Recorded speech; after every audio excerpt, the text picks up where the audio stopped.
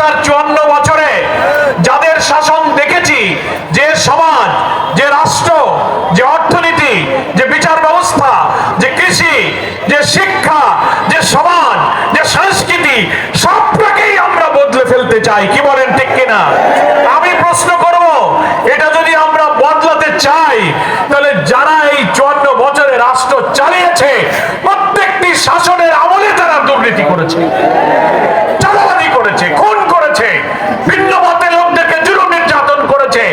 হাজার হাজার আলেম ওলামা, আল্লামা সাঈদী সহ এদেশের সমস্ত ওলামায়ে কেরাম, আলেম ওলামাদেরকে গ্রেফতার করে, নির্যাতন করে, ক্রস ফায়ারে খুন করেছে, ফাঁসিতে ঝুলিয়ে বৃদ্ধ বয়সে তাদেরকে হত্যা করেছে,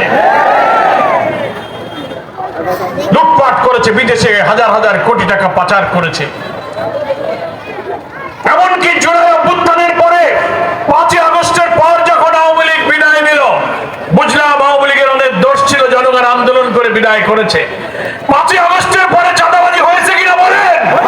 হিন্দুদের বাড়িঘর, দোকানপাট, রাস্তাঘাট, বাস স্ট্যান্ড, টেম্পো স্ট্যান্ড, ঠিকাদারি, ঘের ব্যবসা, বালুঘাট, সমস্ত হাকার্স মার্কেট গুলো একটা বিশেষ দলের লোকেরা চাঁদাবাজি করে আবার দখল করেছে।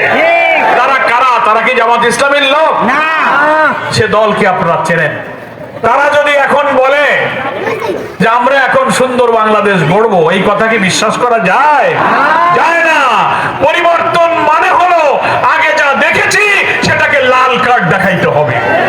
নতুন বাংলাদেশ চাই। জামাত ইসলামের আমির, বাংলাদেশের 18 কোটি মানুষের নন্দিত নেতা, নতুন বাংলাদেশের স্বপ্ন সারথী ডাক্তার শফিকুর রহমান পরিষ্কার করে বলেছেন, আমাদেরকে যদি মহান আল্লাহ তাআলা দয়া করেন, বাংলাদেশের মানুষ যদি ভালোবেসে রাষ্ট্রের দায়িত্ব দেন, আমরা যে বাংলাদেশ গড়ব সেই বাংলাদেশ হবে নতুন বাংলাদেশ, সেই বাংলাদেশ হবে মানবিক বাংলাদেশ, সেই বাংলাদেশে ক্ষুধা, দারিদ্র, অন্নহীন, বস্ত্রহীন, নিরন্ন মানুষের হাহাকার থাকবে না, এমন একটি বাংলাদেশ গড়তে চাই।